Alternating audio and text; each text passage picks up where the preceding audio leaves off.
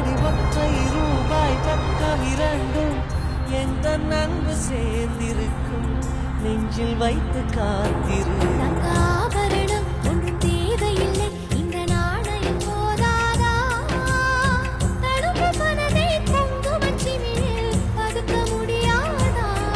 செல்வ சீதனமே நீ சிரிக்கையிலே பல சில்லறை சிதறி விழும். செலவு செய்திட நினைத்தால் கூட இதயம்